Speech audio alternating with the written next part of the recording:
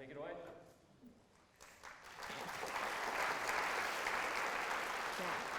So thank you for having me here. First, maybe I should introduce myself a little bit. I actually work at the intersection of natural language and 3D representation. So images, I don't know. So we'll see how this goes.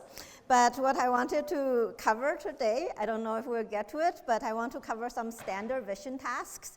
And then maybe we'll go look at a whirlwind tour of what is interesting about images beyond pixels. And then if we have time, maybe also vision as inverse graphics. So I'm not going to talk too much about image classification because image classification I think we're all very familiar with. It's a very core task in computer vision. And before I continue, I would also want to just say that I got a lot of these slides from Justin Johnson from the Stanford CS231N class. So if you want to have like a full vision class, that's a great class.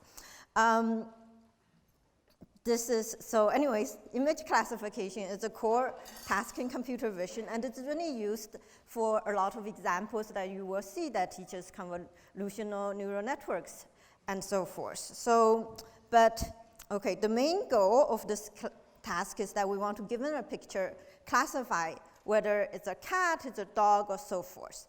And for us, humans, it seems very easy. But for computers, it's very hard because what they see is not what our perceptual system necessarily sees. They see a whole bunch of numbers. And if you look at this bunch of numbers, you would probably have difficulties too. And so the image is represented as a bunch of numbers.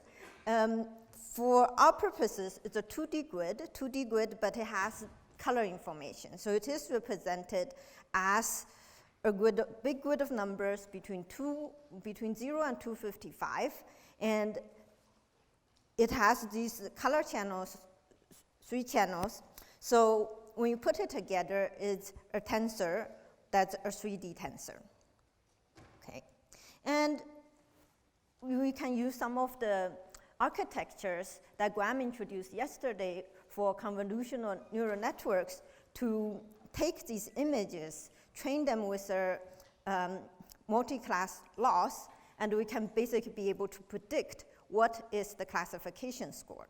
And this is something that with the advent of deep learning that we've gotten very, very good at. For the ImageNet large-scale visual recognition challenge, starting in 2010, the error rate was very high. But over the last 10 years, it has dropped by considerable amounts so that we are even now potentially better than humans. So like I said, I'm not going to talk very much about the classification task because I think it's fairly straightforward. And I think what's more interesting is what are the other tasks that you can do with vision. So for classification, we predict a single label of given an image. Is this a cat? Is a dog? But you'll notice that there is no spatial extent. There is more in this image than the cat. So there's a different task that's called semantic segmentation. What we want to do in this task is we want to take every pixel and identify, is it part of the cat? Is it part of a grass, tree, or sky? And then we also, the main thing to know about the semantic segmentation class is it doesn't really differentiate between separate instances of objects. So if you had 2 cats, it would kind of just merge them together. So there's a different task called object detection where you want to try to find the bounding boxes of each of the individual objects. And then finally, there's instance segmentation where, well, it's basically in some ways a combination of object detection and semantic segmentation where you're really trying to identify for each pixel which dog is it. So let's start with semantic segmentation. Okay. As I said, in semantic segmentation, what we want to do is we want to label each pixel in the image with the category label. And again, remember that here we don't really differentiate the instance. So you'll see that in the in the picture with the cow, with the 2 cows, both of the cows are just labeled cow. It's just, we don't really understand that there's 2 cows. So this is the setup of the task. And so the basic idea is that we could do this using a fully convolutional network where we have a bunch of convolutional layers and we just predict for each pixel what it is. And you'll notice in this picture what we have is that all the convolutions are basically the same. It retains the same dimension, so the height and the width is retained. And then at the end, for each, what you get is that for each, instead of a color channel, what you get is you get a dimension that corresponds to the number of classes you have. And that, the number of classes will give you a score of how much this network predicts for that class. And this is per pixel. And then at the end, you can do an argmax, and then you can take the argmax and you can get a final prediction. Now, this network is very expensive because you keep doing these huge convolutions at the original image resolution. So what people typically do is when they do is they have a network as a bunch of convolutional layers that will downsample into a kind of a low-res representation, and then they'll upsample again. So that's the basic idea. And so I think Graham covered both the downsampling and also the transpose convolution a bit, but I will cover the transpose convolution a little bit more today for the upsampling. So the downsampling, I think, is fairly standard. You're pooling your strided convolutions and you downsample. So in the upsampling is also called unpooling. And so the most simplest case is that you basically want to take, for instance, your 2x2 input, and now you want to upsample to something that's larger, 4x4. And the simplest thing to do is you just do the nearest neighbors. You just take the values that you have and you just propagate and you just copy that. That works. There's another alternative that's called bed of nails, where you can just take the values that you have and just put it, instead of copy it to all of the 2x2 that your thing matches to, you just copy it to one position and the rest of it you leave at 0. So that also is fine. And then there's another example of where you would actually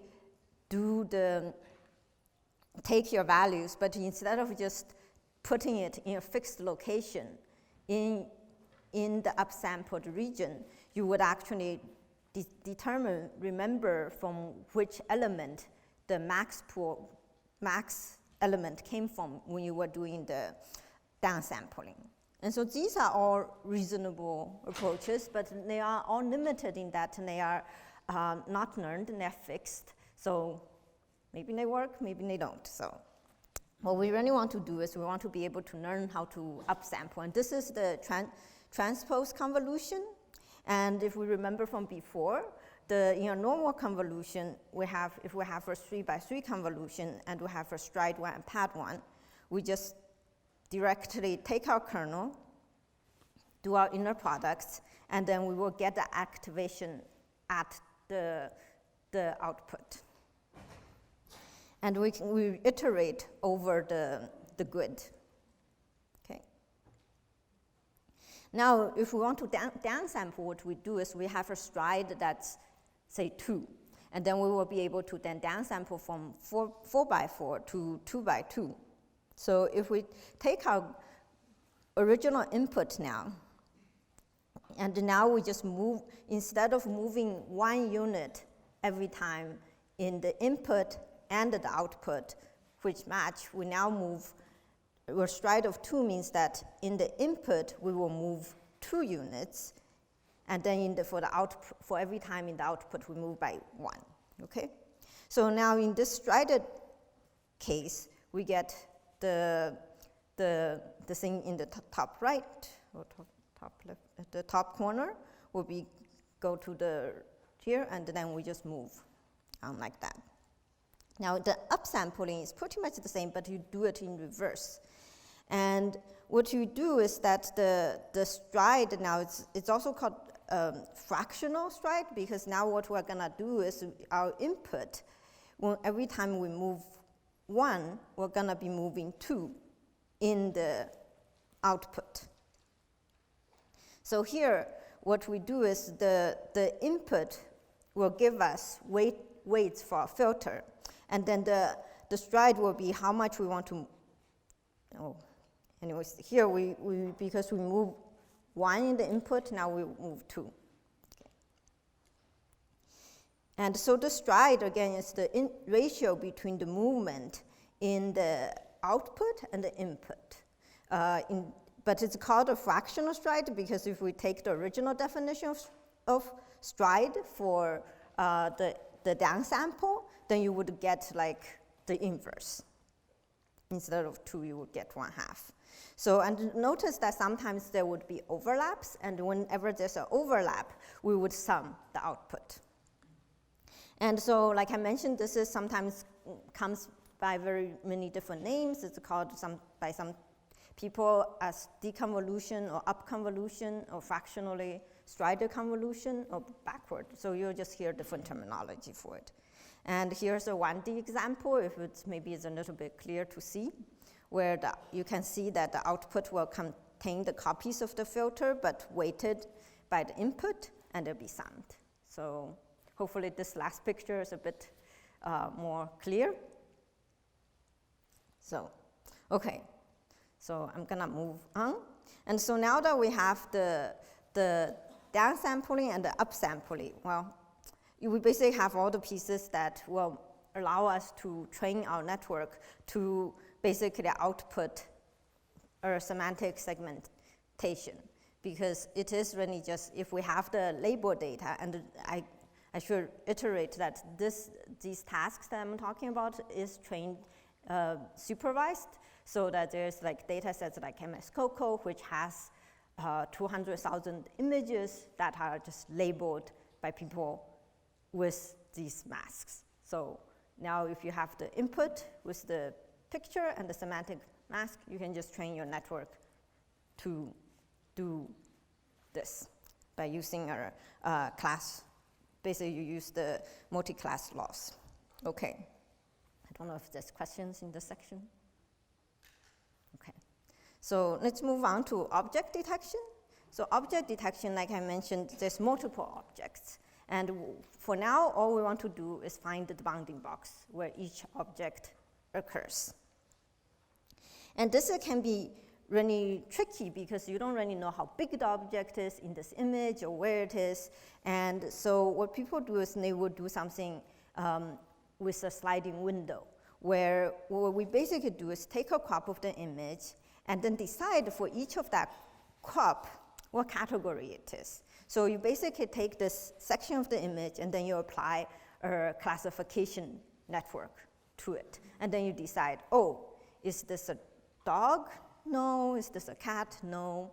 And then notice that we also add, in addition to the labels of the object we want, a background class that specifies, no, this isn't really any object of interest. So this is basically just a simple classification problem on windows of the image. And what you do is you repeat this for different crops of the image.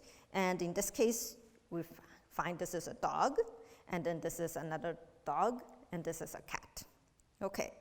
And then as I mentioned before, this can be very problematic because in order to do this, you really don't know where to look in this image. So to do this in a brute force way, you have to choose all kind of crops that have different sizes, different aspect ratios, and different positions. So that is very expensive.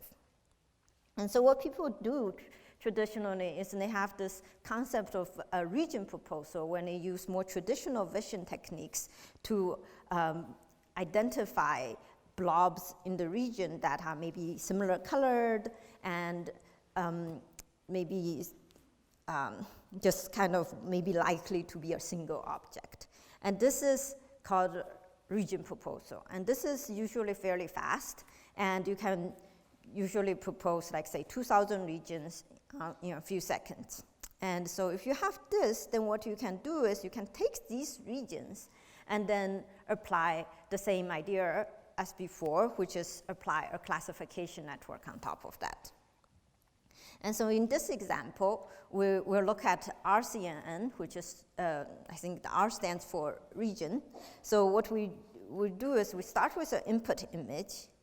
We get from a proposed region proposal method these proposed regions, also called region of interest. And then the one thing that we do need to do, because these regions are maybe of different sizes and different aspect ratios, and for most of the convolutional networks that were our classification network, we would have trained it on a fixed size image, and we would so need to be able to take off these different things of different sizes and make them into one fixed size so that our classification network can handle it. So there is a process by which we warp the image regions, and then we can take these and we can feed them through our nicely trained convolutional network. Okay. And then we can classify them using either SVMs or, or cross-entropy laws or the standard thing.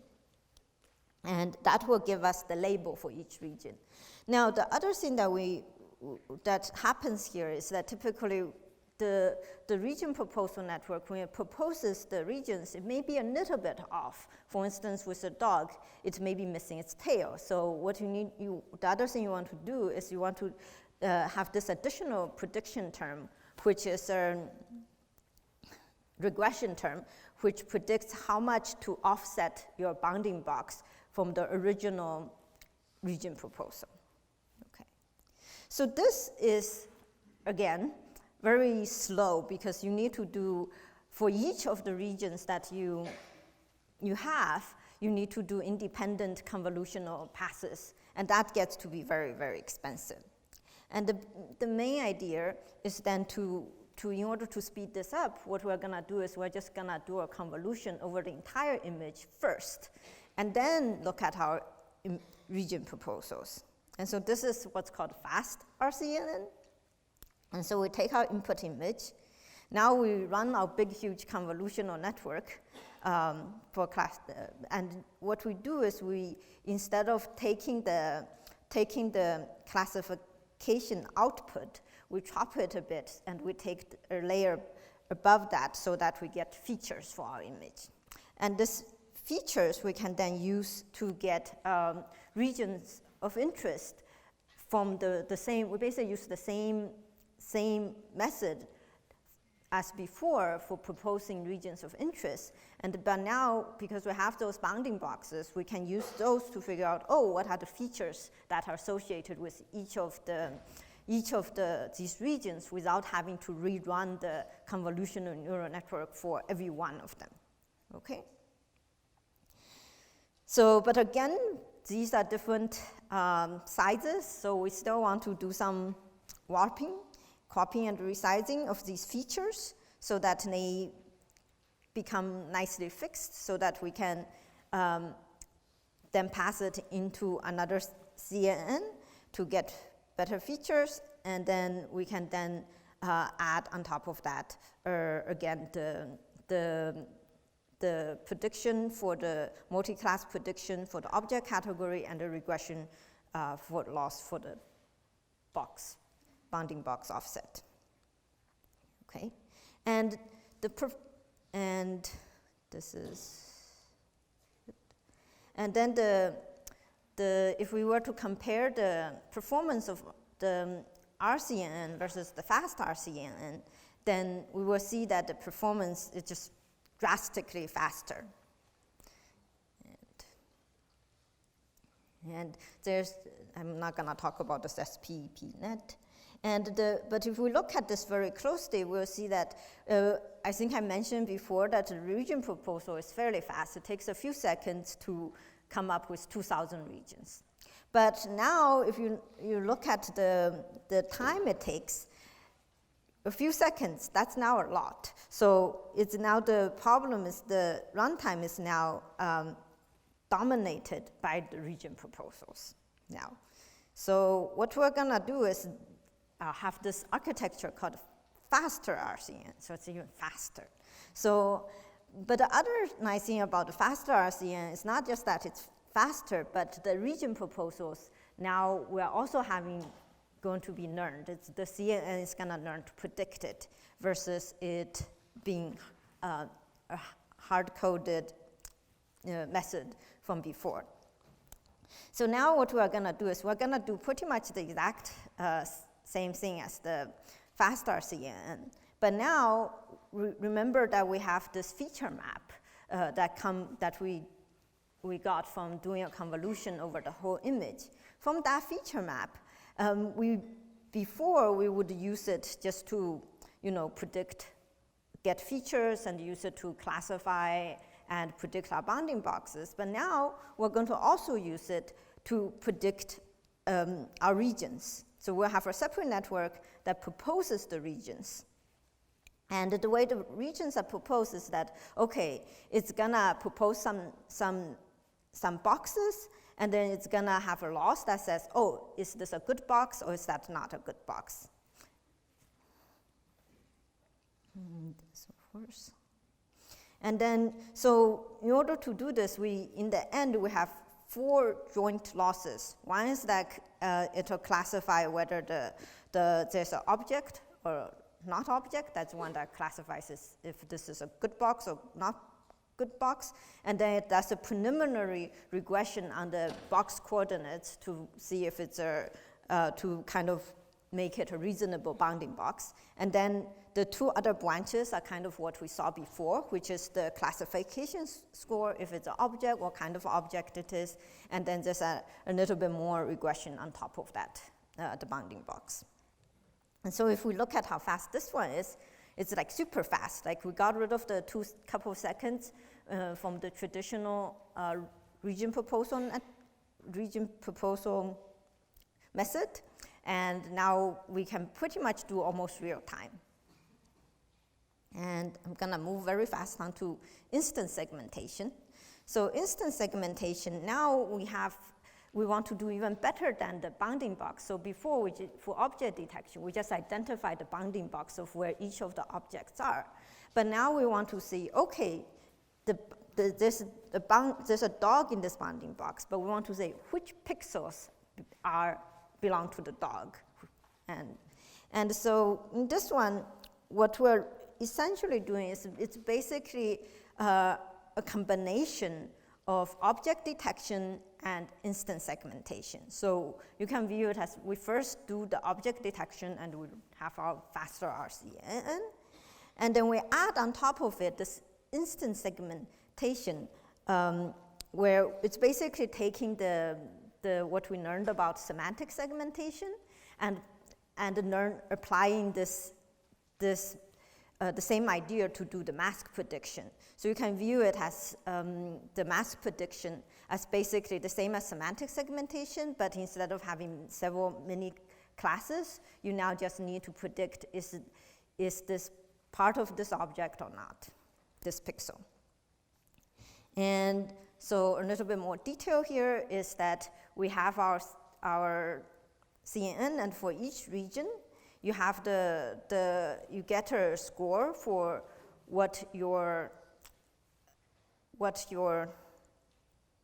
you still have the same classification score and box coordinates for each of your classes. This is from the faster RCN. And then now in addition, you want to predict a mask for each of them. And that's out. Yeah. So here are just some examples of the training masks that you would get for training this. So this network is called a mask RCN. And you would have different training mask targets examples that's the couch, and this is a person. And if you do this, you can get very, very good result. Here are some examples, and it's just pretty impressive on how well it does. And in addition, it can also be used to do pose prediction for people. And when pose prediction, what you want to do is you want to identify the joints of the people and the bones. And so if you were to add a loss that predicted in the image the joint coordinates, then you can do that. And again, it's very good. And this network is in some ways very, very impressive because it's really taking a lot of the different components and putting it together into one unified network. And I think the main thing to get out of this is to understand that there's a lot of building blocks that you can view, like these networks, these convolutional networks, as building blocks. You can put them together and you can do different things with them and hopefully do interesting vision problems. And so this was my very fast overview of the standard vision tasks. And I don't know if it was too fast, but so is there any questions or anything? Is there a question in the back?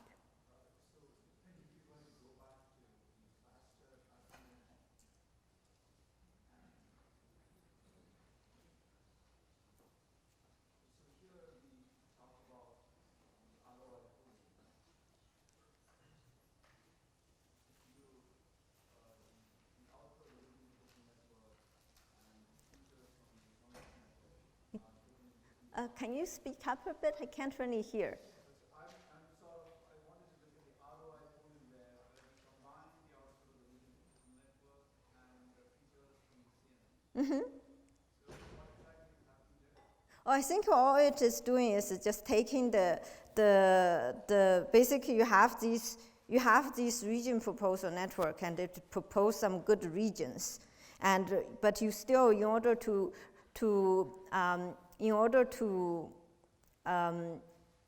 actually use those, you need to have the features from before. So, yeah. And it also needs to do some normalization and stuff, like kind of like what we talked about before in the fast RCN case. Question?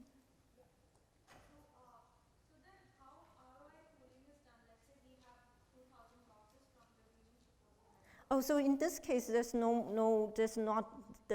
more 2,000. There's the region. So there's a separate network now that's learning the region to propose the regions now. Yeah.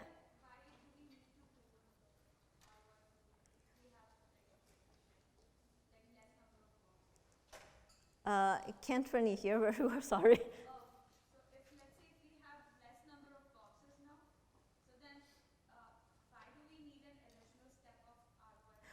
I think this step is just taking kind of doing the stuff that we were doing before, which is we have like the region proposal network, and then we still have like some steps after that where we crop and resize our features. We basically put the features in, we do some, stuff to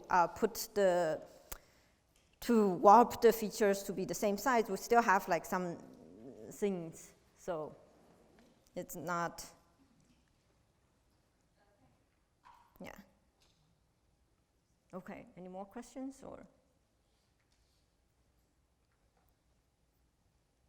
Okay. In the masked RCNN, which is, I think, similar to semantic segmentation, is there any loss that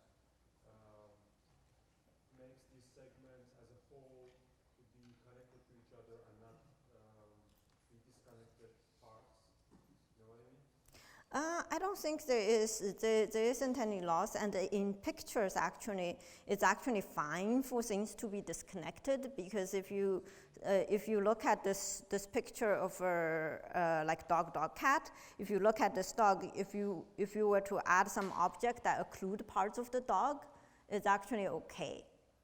So there's no separate loss for that, but So I meant within a yard, instead of having one mask, is there any loss that makes the network to produce one whole segment for each object, or not? no. No, there's no, yeah, there isn't such a loss, yeah. I mean, you can try it with such a loss, but it's just like in the image space, it's actually okay for object to be disconnected. It's actually, because if you have a occlusion and such, it actually happens. In the 3D like world, like it's not gonna happen, but if you have occlusion, you will have things that you could have one object that's cut. Because I think in semantic segmentation, they post-process these predictions via, conditional random fields and Oh yeah, you can definitely do that if you want to. If you want to enforce such a loss, you can do it. But it's just whether does it make sense, does it not make sense, and it depends a little bit on the specifics of the data, because it is true that most of the time, if you are unoccluded object, you're probably gonna be, one contiguous thing. But at the same time, it's also possible for you to be not because of occlusions and stuff in the image space at least. So, yeah. So, okay, there's more questions. Could you say a bit about the motivation of upsampling and why we might want to downsample and then upsample all on the same network? So I guess there's different ways of thinking about it. One way is that it's just for efficiency purpose, in the sense that, oh, okay, now it's more efficient because now you're doing convolutions on a smaller space. When you get into more advanced like architectures, what is happening is it's not necessarily directly upsampling, but it's more like there's other models where instead of doing this kind of upsampling, what you're actually doing is you're trying to learn a kind of latent representation of something. So, which is slightly different, but it's basically like, okay, now instead of like an image, I'm learning some other latent representation. That's a little bit different. But in this case, the main motivation is more for the performance. Yeah.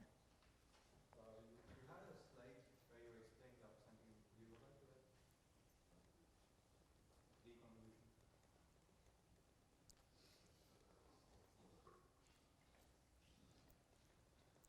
Yeah, this one. Like all the hand-coded deconvolutions seem to be like they took the top left to the top 4 left one. And is there like any reason that in this, next one? Yeah. So you have like overlaps. Is there a reason you chose the stride so that there is a region of overlap? I think no. I think that this particular example is just here to show that if you have overlaps, how do people handle it? And they basically sum the areas, because you also do want to sometimes have overlaps, because the regions they do affect each other. So if you don't have overlaps, then you don't have information flow across the. Okay, this is another example. No, I'm not, because I'm actually gonna talk about other stuff, so, yeah. So, but I guess conceptually they're fairly similar in the sense that they basically do a single feed forward, and they will, instead of doing, so this line of work, the RCNN and so forth, they are basically all region-based. So the single shot ones, they tend to have the idea that they will have a good structure in which, on top of which they will predict the bounding boxes, and then they will be predicting more the bounding boxes and the class at the same time. So if there's no other questions, I will kind of continue on to some other topics. And this section is more about just a kind of a whirlwind tour of what people do to images other than object detection. Object detection is great, but there is more to understanding an image beyond understanding what the objects are. And I think one interesting direction is getting some kind of structured representation of images. And these I'm not gonna go into detail about. I just want to kind of introduce like, oh, there's work that does these things. And so, for instance, this is actually a pretty old work from 2011. People sometimes do these hierarchical parsers of images. And more recently, people have been doing what's called a semantic scene graph, which is you have basically these objects that you've identified, but you also want to have relationships between them. In this particular example, what we have is we have a picture of a living room, and what we have is there's a living room, and you have the support relationships of there's the floor, there's the wall, and they support objects like the sofa, the table, and so forth, and then spatial relations. And more recent, is this more recent? But several years ago, this notion of having objects and have a graph that represents the objects and relationships in the graph has been extended by the Visual Genome Project. And in this example, it's basically a relationship is pretty much any verb. Any verb would be a relationship. And so we would have in here a girl holding a racket, and the relation would be the word holding. And there would also be the concept of attributes, which is kind of unary relations. So for instance, this girl is standing, she's blonde, she's white, and so those would be all attributes. And then you can just think of this as just a kind of a more structured representation of the image. And the visual genome data set, it has like over 100,000 images with tons of region descriptions and attributes, millions of attributes and relationships. So it's a very interesting data set. And what people do is then when they do is they try to do this prediction of the scene graph. And to do that, there's many different methods that you can use. Example one would be that you would do like some initial object proposals using the object detector, and then you would run some kind of graph inference and infer a graph. And I'm not gonna go into the details of how this happens because I think it's a little bit, maybe don't have enough time and a bit more advanced, but I just want to kind of mention that there's this area. And then there's, in addition to this kind of structured representation, there's also a lot of recent work in language and vision where people do captioning, and where it's for a given picture and they would produce one sentence that describes what was happening in this picture. This example, there would be a man in black shirt, he's playing the guitar.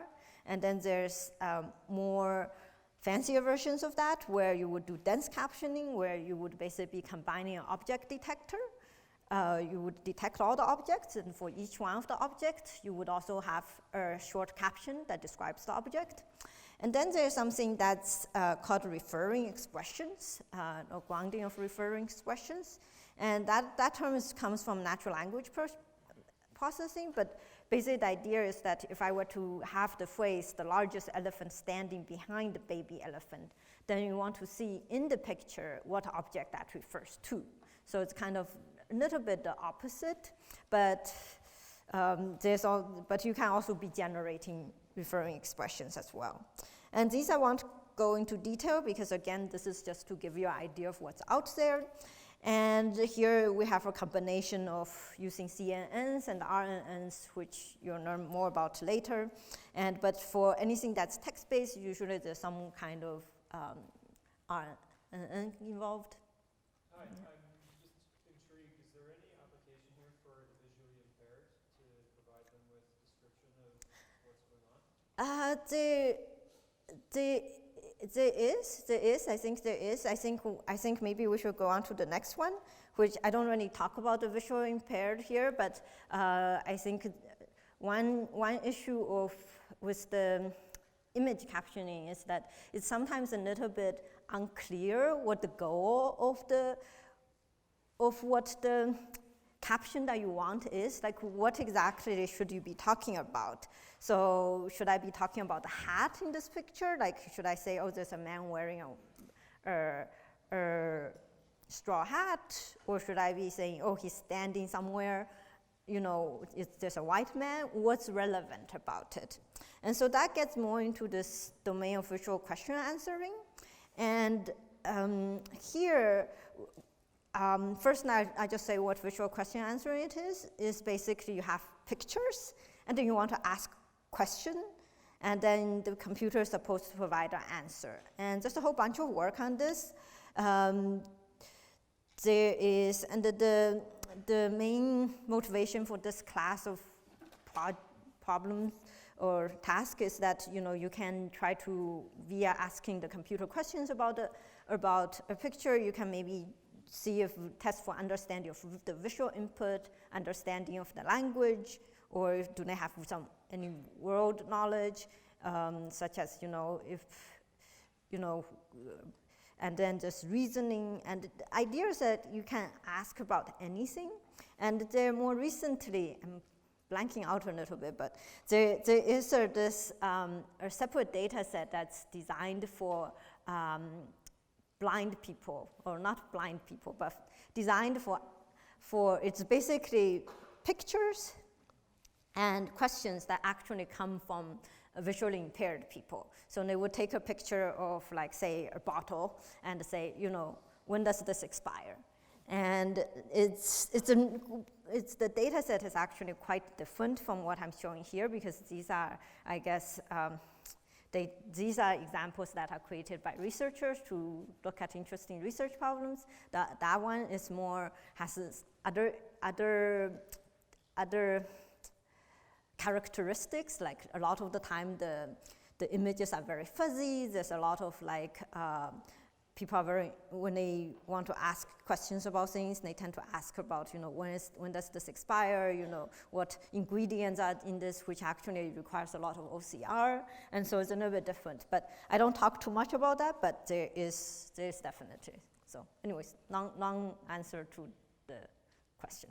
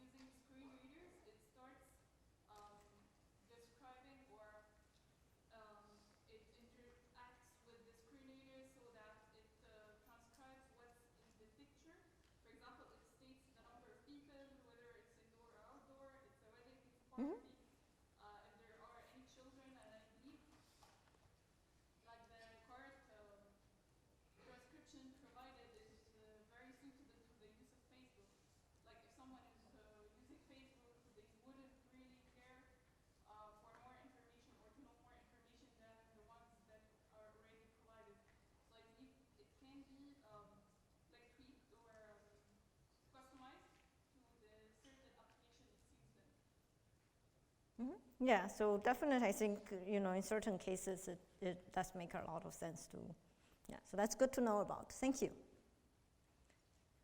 Okay, maybe I should, I'll continue.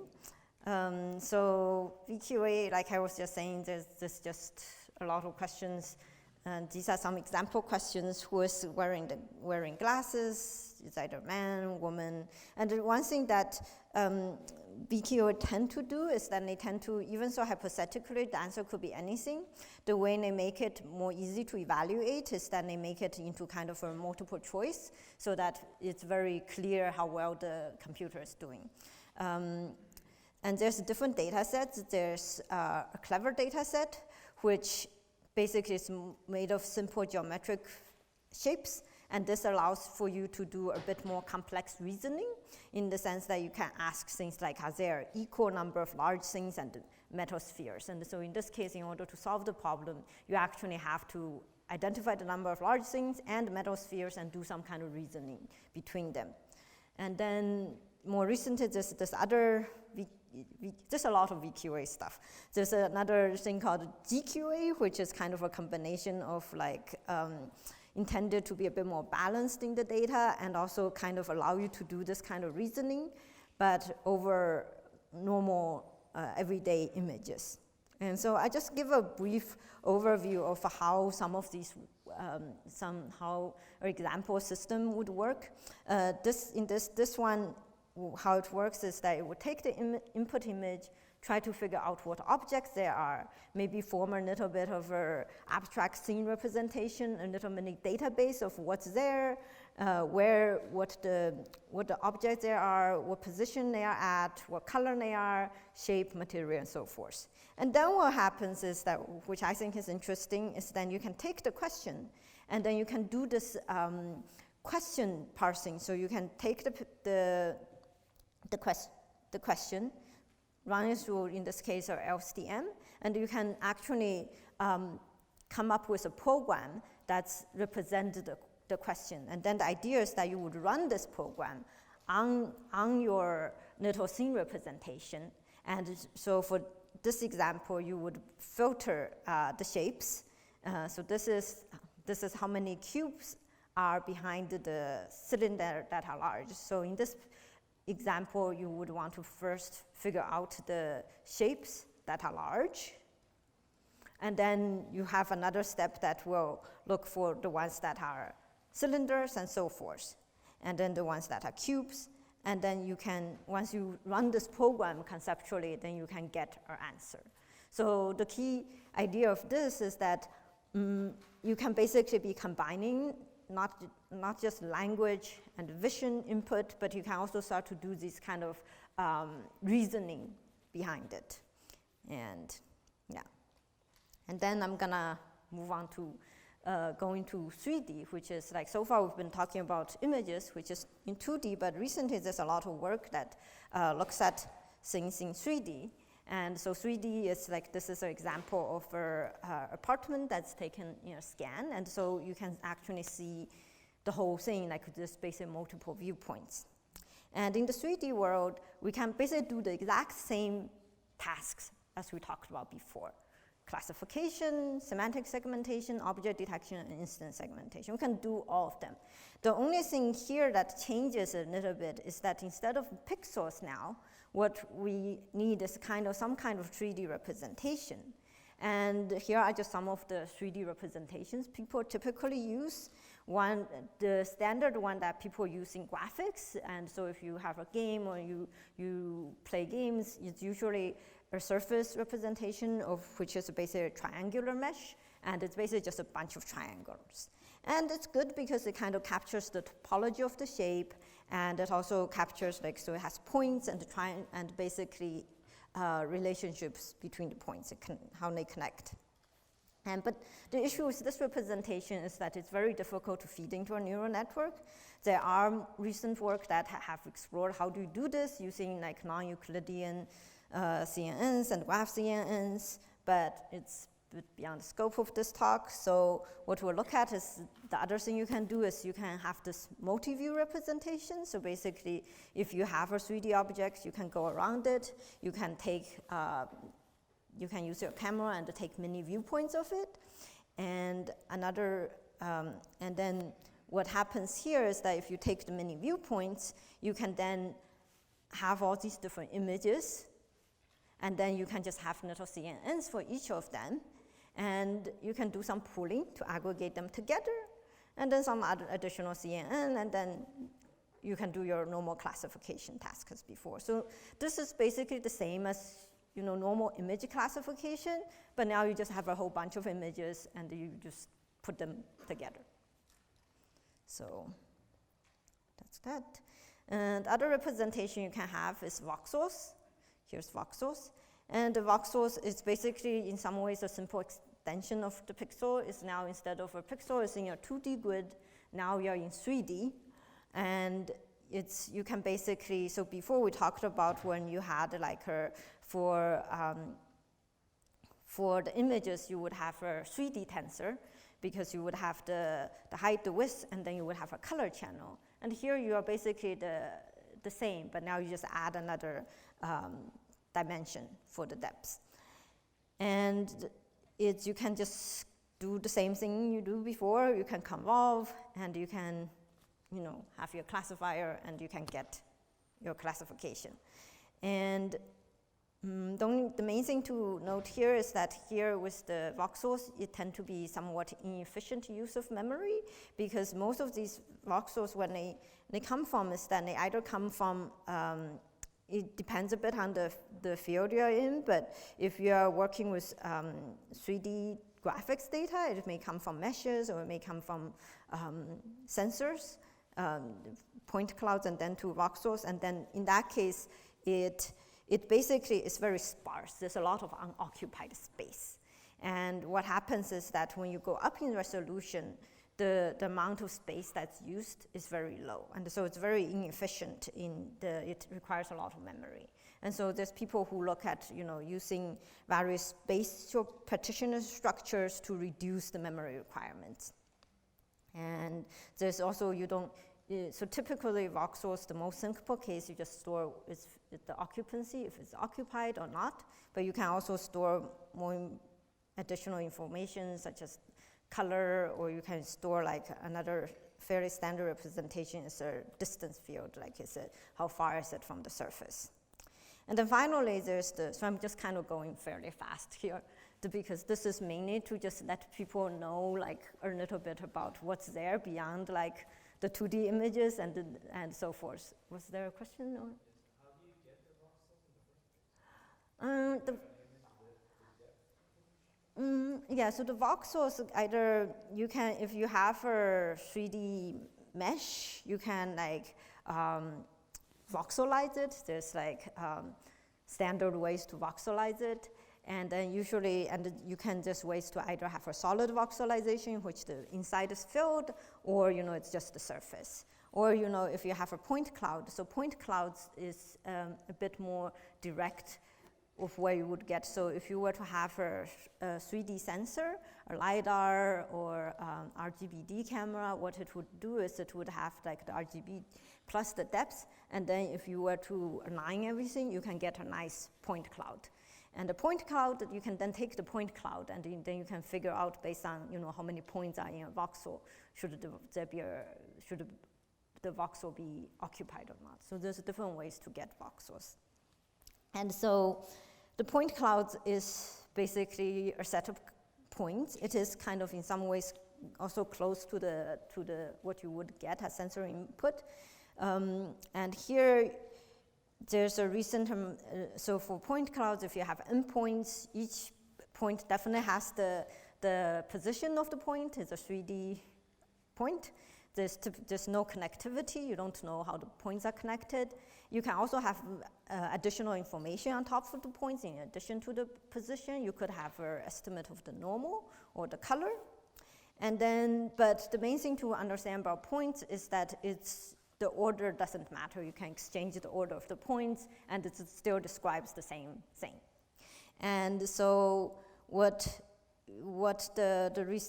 guess this is several years ago, there's a paper PointNet that basically proposed that, okay, if we want to do convolution, if we want to use neural networks with points, then because you can't use convolutional networks on something that doesn't have spatial locality, if the order doesn't matter, you can't do that.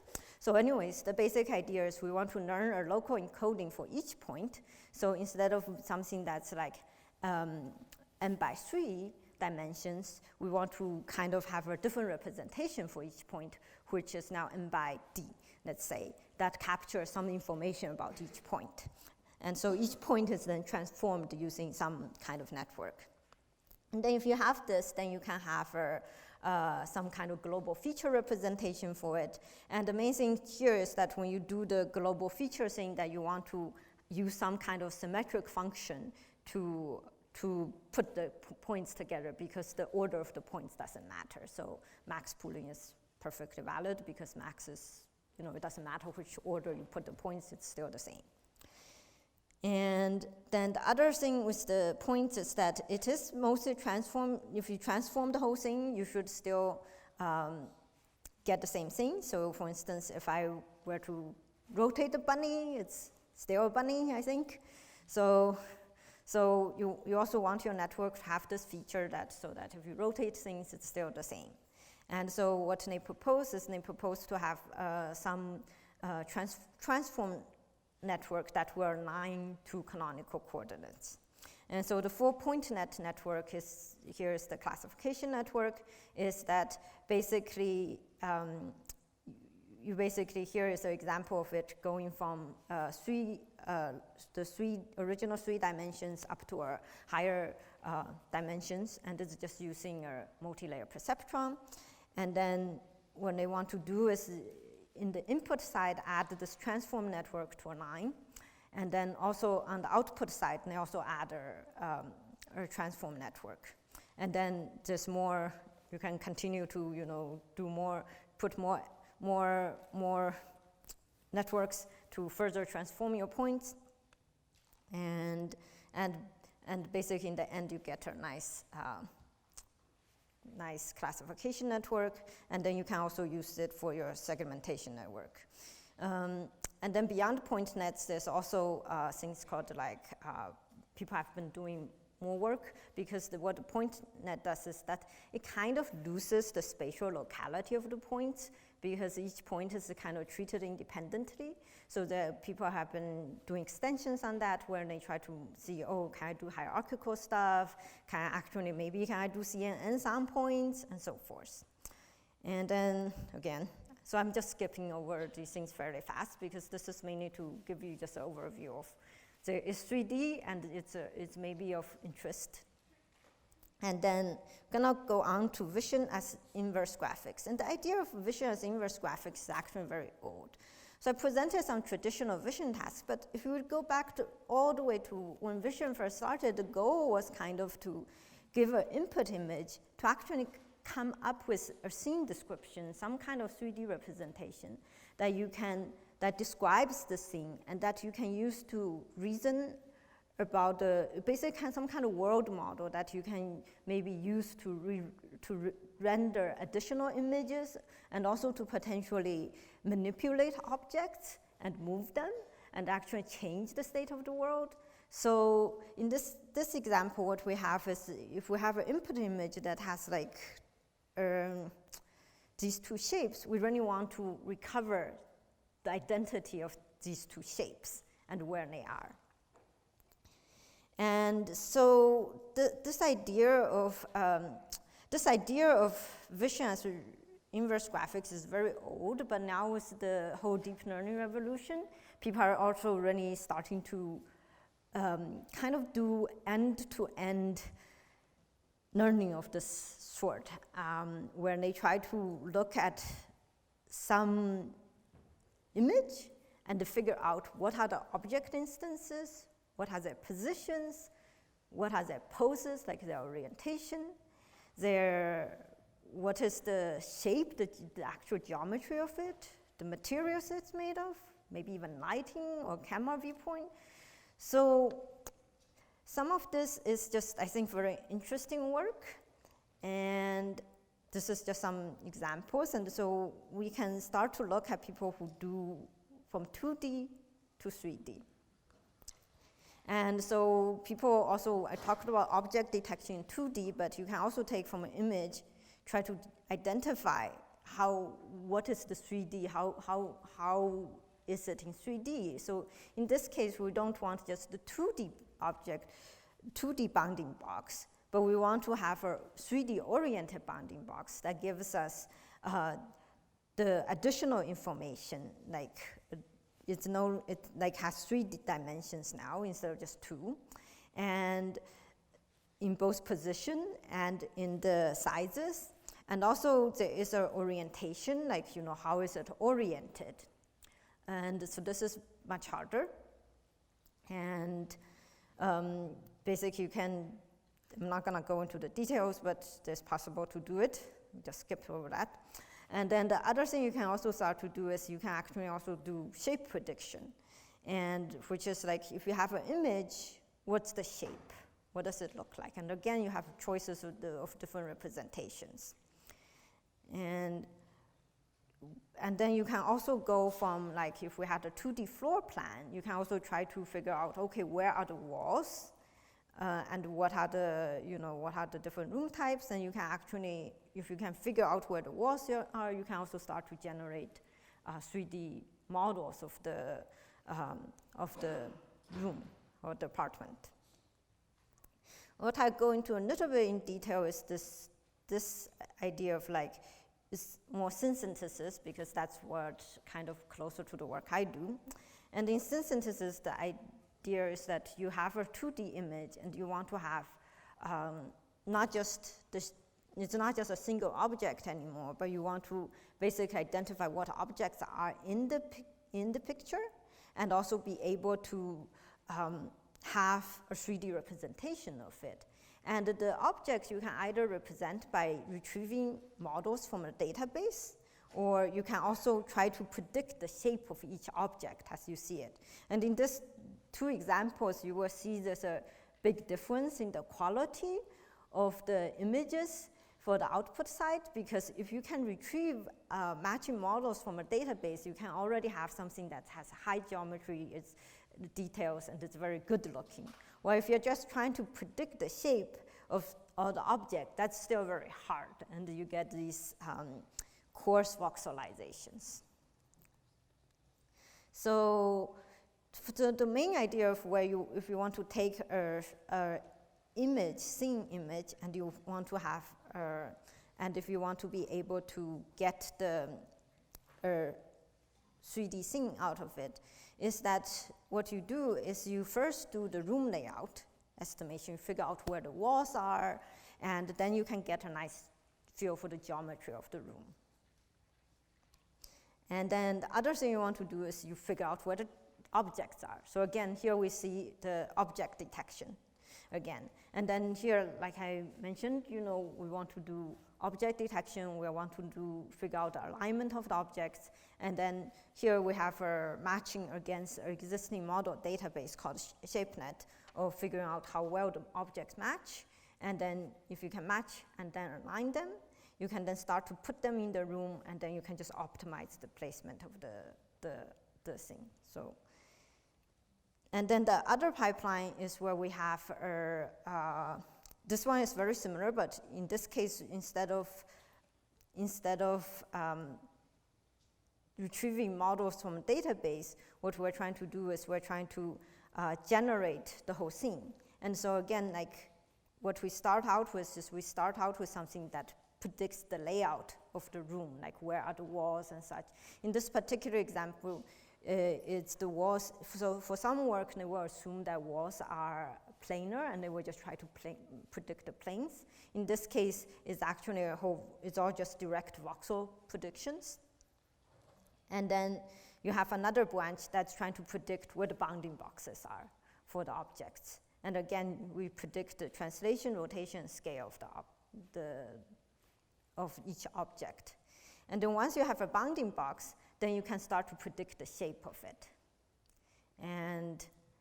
And so that's just a very, very quick overview. I don't go into details. And this one, and then I guess I'm gonna conclude with this last section where we're gonna try to generate 3D scenes from almost scratch, almost because it's not quite from scratch. We're gonna have a room architecture that we're gonna start with.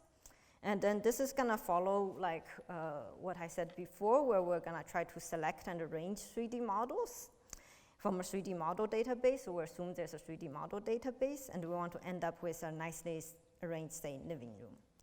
And the way we're going to do this is that we're gonna take our input scene, and then we're gonna have a kind of an image-based approach to this problem. So what we're gonna do is we're gonna have an image input scene, and then we're gonna have a top-down view of the space. And so you can see from the top-down view, we can see what some of the objects are. And we are gonna encode the scene, and then we're gonna decide, okay, given this is what the scene looks like at this stage, do we want to add an object to it or not? And then we can either say, okay, no, we're done, and then we're complete. Or, okay, we still want to do some work, and so we're gonna then try to predict where objects should be placed and what should be placed there. And then once we decide, okay, maybe we want to put a nightstand there, we're gonna pick a nightstand from our model database and orient it. And then there will be an output thing, and then we're gonna kind of iterate. And so this is a very iterative process where we're gonna just do step by step. Basically, it's kind of like how we potentially put furniture into our homes. We're gonna look at the house and then decide, oh, here it's empty. Maybe a living room, maybe I should put a couch here. Okay, now I put a couch here. Now maybe I will need a coffee table. Okay, I have a coffee table, put a TV. Okay, it's still kind of empty, so I maybe put some plants, or if it's kind of full, then stop. And so the main idea of this approach is it's actually very simple, and it's based, even so the problem statement isn't really about images. It's about like selecting objects to place in your room. It is the approach that is taken here is completely image-based, so that if you knew how to process images and if you knew about CNNs, you can just do this.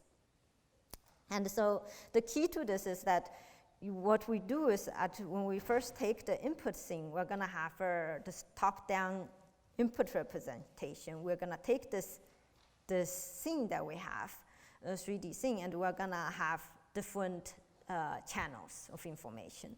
One channel we're gonna have is the depth of, for instance, the floor is gonna be, I think in this particular case, the floor will be like, maybe a depth of 0, and then, if there's already something there, it would have a depth of 1, or so forth. And then we're also gonna have a room mask.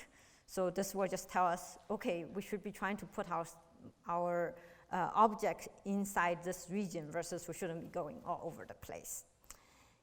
And then we'll also have a wall mask, and that's useful because there's certain things that should be aligned against the wall. And in addition to the wall mask, the wall also tells you where the doors and the windows are. And for instance, you don't want to be putting your big, huge cabinet against your window or the door, because if you put it against the door, you'll be blocking the way.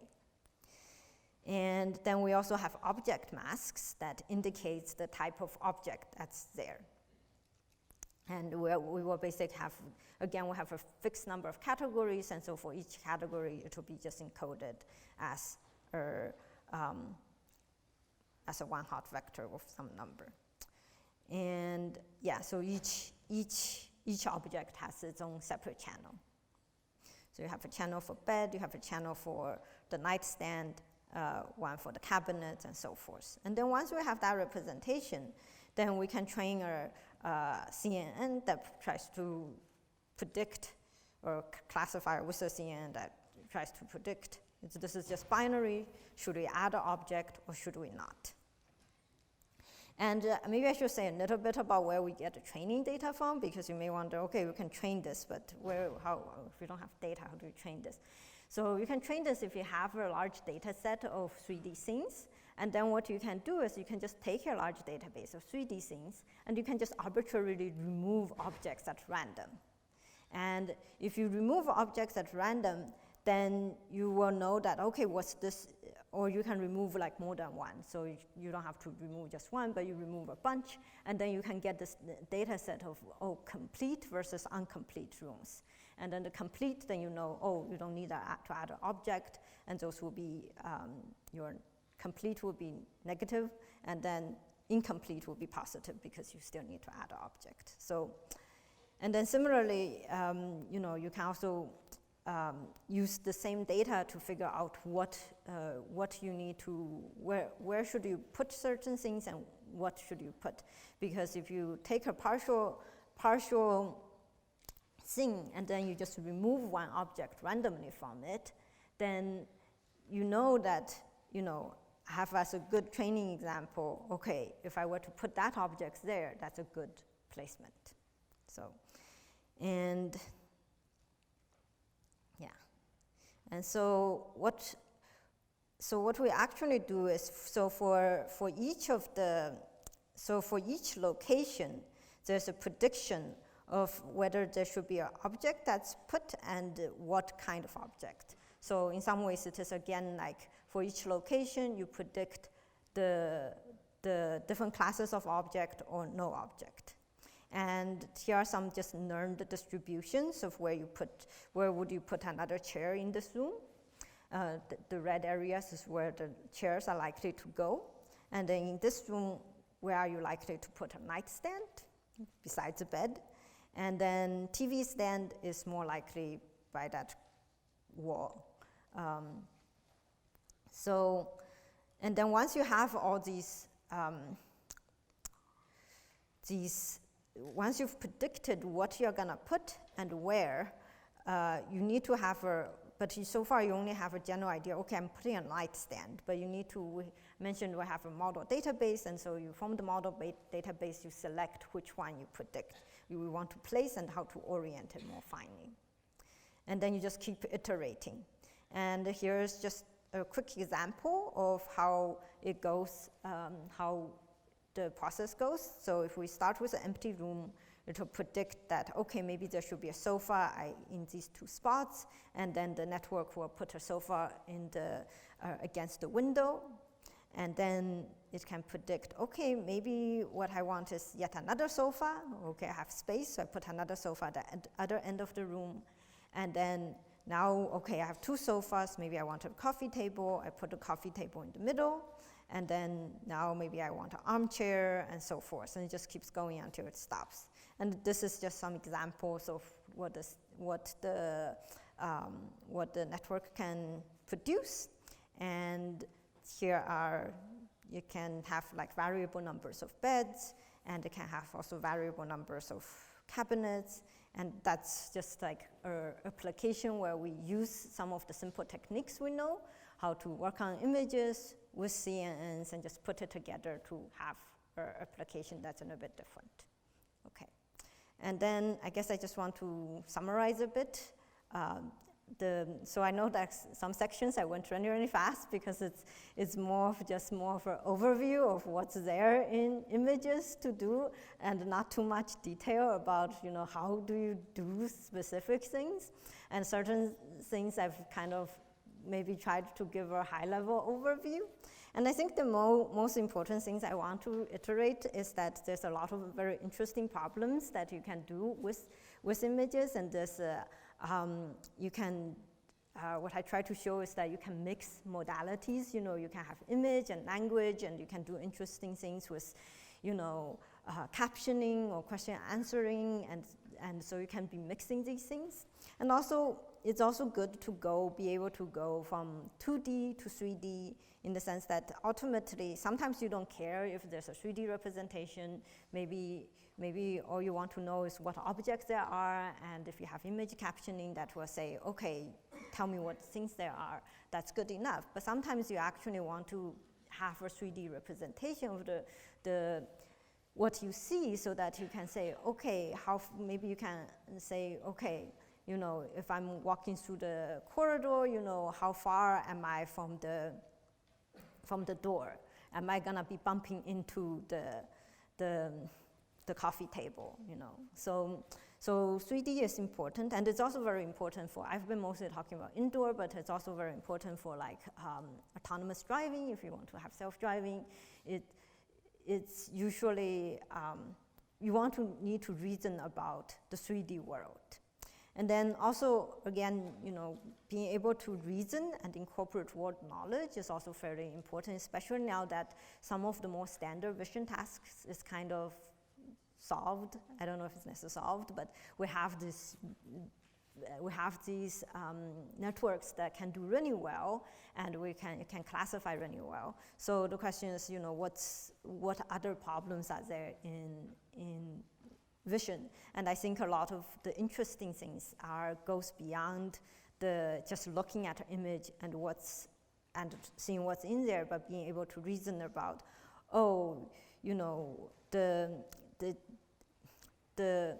the food, the stove is on, so there may be danger of a fire if I don't turn it off or something like that. And then the last two thoughts are basically there is also still a lot of questions about what are good representations. So I've presented a bit about, like, for instance, in 3D, there's different representations for input. You have point clouds, voxels, and so forth, but people are still working on what are good representations.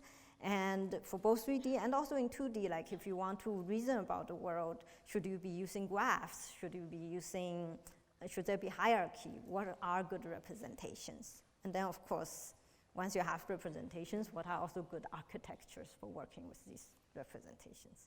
Okay, I have successfully used up all my time. So.